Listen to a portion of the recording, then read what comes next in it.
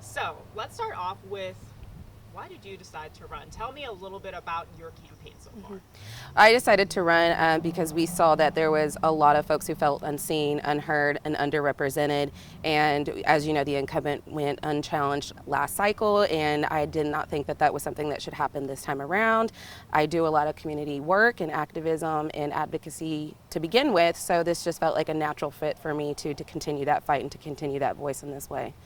So you talked about community advocacy. Tell me a little bit about your relationship with the Ninth District. Yeah.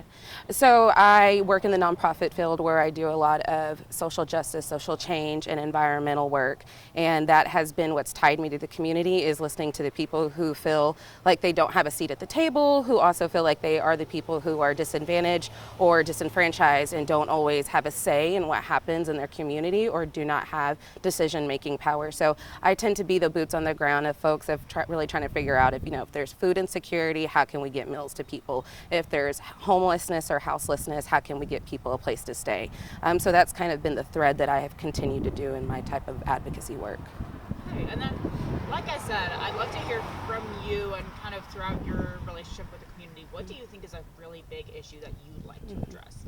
Well, the number one issue that I have heard now since I've traveled across the district, it's over 9,000 square miles, but it doesn't matter if it's our rural areas or urban areas, it is our youth that is leaving, and our populations that are dwindling seems to be the number one concern for most people. If we're going to have a future and we're going to build, then we need to make sure that we have those folks and those families who are going to be there. And I feel like the best way for us to address that issue is, for one, to make sure again that they have a place at the table and are able to be seen and able to be heard, and that we have jobs that are here for them, a diverse variety of jobs, ones that pay more than a poverty wage, ones that are safe to work in, ones that offer those benefits and pensions, so that when people work to the point of retirement, that's secured. That's one thing I know that I have heard the youth say that they want. Also, recreation is very important to them. They want something to do, and they want to make sure that it's in a clean environment. Our air, our water, our land is very important to our youth, and keeping those resources available, but also the accessibility and making sure that we're not damaging that. And the third thing is transportation. We need a lot more options. There are a lot of folks who can't afford a vehicle, and especially now can't afford gas. So we need more public transit and more rail, just more options across the board for us to be able to build in our communities. And another thing that we were talking about is the opioid crisis. Mm-hmm. Tell me a little bit about that in the Ninth District and what you think can be done about it. Mm-hmm. Well, as most of us know, that our district was targeted by big pharmaceutical companies, and a lot of that had to do with the type of work that we were already doing as an extraction, and it has been tough for our communities. It broke up families, it's breaking up structures, and the way that we are going to be able to get back to a place where we have healthy, sustainable communities is if we are pulling multiple levers at the same time. So we definitely need more facilities when it comes to being able to treat substance abuse, and we need to be able to have more facilities when it comes to reentry, into coming back into the workforce, but also just healing in general, and knowing that as a community, these are things that we should all be looking at with compassion and understanding that we were targeted, and that the way that we need to hold people accountable, and we also need to again have a seat at the table, so that when we're making decisions about how to move forward, we're not just putting people back into jail, we're not just putting people back into situations that it's going to be harder for them to work out of. We need to be making sure that we're taking care of folks. One thing that both you and Representative Griffith have mentioned in your campaigns is jobs in energy. For him, there's a focus on coal production. For you, it's a just transition, I think, Right. is the word that you use. Yes. So tell me a little bit about your views on that. Yeah, so a just transition is really just kind of a fancy way of saying that, yes, there is fossil fuel infrastructure that we have right now that we can continue to make sure that we're securing, it is safe, and that we're using. But also, as the rest of the world moves, and as the rest of the energy companies starts to get to renewables and electric and other ways, that we should be building on those things too. We can do both at the same time. We saw what happened if you depend on a mono economy. There's a boom and a bust, and a lot of our small communities, you will see the ramifications of that bust. So for us to make sure that we're planning, those 6-7 generations ahead, that we have to be able to have diverse energy options for us to have independence as well. Perfect. Yeah. Is there anything else you want to add? Anything you want our viewers, the public, to know ahead of Election Day? Yeah, I would just say that, again, I have traveled across the ninth and I have heard from many different types of people, and we're ready for change. We're ready for new voices. We're ready for new perspectives. And I think people are really excited about what possibilities could be happening if we elect people who really do care about our communities, who spend time in our communities, who live in our communities, who know what it's like to work within our rural areas. And now is the time that we can do that through our vote, and now is the time that we can ask more of our representatives, and I want to be that representative for everybody in the ninth. So, starting off, tell me about your campaign so far and what it's really been focused on. Well, as always, I've been focused on making sure that folks know that I'm very concerned about jobs and trying to increase the ability to bring in new employers into the region. We've had so many problems over the years with the collapse in the coal industry and textiles and furniture that we need to reinvent our economy across Southwest and Southside Virginia. And we've been working to make sure we have an environment that makes that conducive. And we're seeing some success. Always can do better. But I want to continue to work on that. And then I'm a very conservative individual, and I'm making sure that people know that I take a conservative voice, their voice, to Washington, D.C.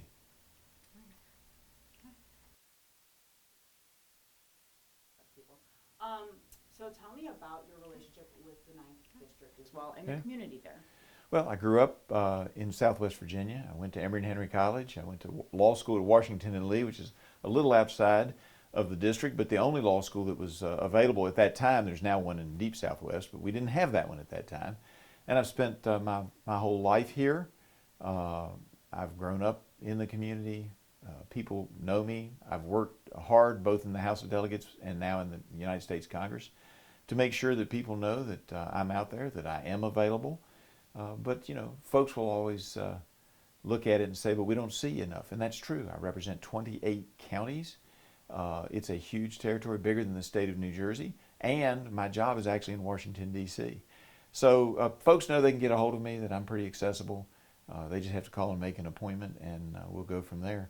But I think people realize that I'm a product of the area, and I will continue to love the area and be here for the rest of my life. And you touched on it before, but what if you're reelected? What is your first priority? Well, I don't think there's any question we have to try to get a hold of inflation and try to bring jobs into the area, but inflation is a huge problem. There's been way too much spending in Washington, D.C., particularly on things that I don't think will benefit the nation as a whole, and particularly not going to benefit the 9th District of Virginia. That doesn't mean that some of those giant plans won't have a few things that are helpful, but in reality, Washington is spending so much money, and it doesn't take a genius to figure out if you're printing money and sending that money after the goods and services that are out there, you're going to raise the price of those items, and that makes it really hard on people who are struggling to make a living in the 9th District of Virginia. We have got to get inflation under control, and as long as my friends on the other side of the aisle, the Democrats, continue to think that the only way to solve problems is to throw money at it, we're going to see the cost of goods going up and continue to go up. That would include gasoline, food, supplies to build new buildings, whatever, you name it. The prices are going to go up if we continue the policies that President Biden has. So moving on to some of the topics that we want to talk about as well. Jobs in energy. For you, that means coal production. But tell me a little bit about your stance here. Well, I'm for all of the above, and we can have jobs in coal, natural gas. We produce a little bit of oil in the 9th District, and now we're looking at other things. We're looking at it. One of the programs that I have sponsored actually helped fund a solar facility. We're looking at hydro. I've put in some bills to make it easier to do hydro power inside abandoned mines. That's kind of interesting. And we're looking now at small modular reactors. We want to make sure they're safe. The data is they're safe, but we want to make sure that our terrain is right for that. And we're exploring that as a part of Governor Youngkin's proposals, but something that I wholeheartedly support that we should take a look at, because our region is an energy producer and has been for more than 100 years. And we have a lot of expertise there. We should use that expertise and bring in the new technologies while not abandoning our old assets in coal and natural gas. And looking at the opioid crisis as well in the 9th District, tell me a little bit about what can be done to address it. Well, we've done a lot. We need to do more. And unfortunately, you know, it goes in a cycle from opioids to things like meth, and so we have to be careful. We've provided some funding for a program called the High Intensity Drug Trafficking Area that's worked through the U.S. Attorney's Office and with law enforcement. That helps to try to control the illegal. We got into a real bad opioid problem because some medical people were prescribing it not knowing how serious it was. Then you had pill manufacturers, quite frankly, who dumped all kinds of drugs into Central Appalachia. And they always talk about West Virginia, and I always point out that some of those pharmacies that were getting tens of thousands of opioid pills, OxyContin, were just 30 miles outside of the district. And when you're traveling in Southwest Virginia, 30 miles is nothing. And so it's a real problem. And we need to continue to work on it. We need to make sure the laws are correct.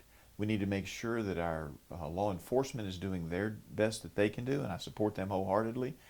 And we need to make sure the tools are available to try to help people who've been hooked on these drugs. Some of them started off as medications, and we don't have enough treatment centers either. So there's a lot of things that we can be doing, and I look forward to working on that problem as we go forward. Another topic near and dear to a lot of rural communities is the youth population and sustaining the youth population, keeping them in the area. Tell me a little bit about how that impacts the 9th District and what can be done about it. Well, and the big thing is, and this is why getting our jobs to come into the area, new and different jobs, whether it's energy related or it's manufacturing or finding new things, creating new industrial parks, which I've worked on in several situations with a program that I created for Virginia that deals with abandoned mine lands.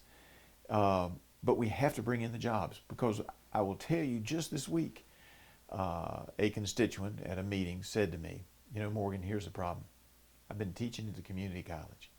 I teach them how to do skills, and then they leave to go somewhere else because the jobs aren't here. So you've got to have the educational component, but you also have to have the jobs to make sure that they can work here. And look, folks in Southwest and Southside Virginia don't mind driving the next county over to get a good job and stay on the family farm too.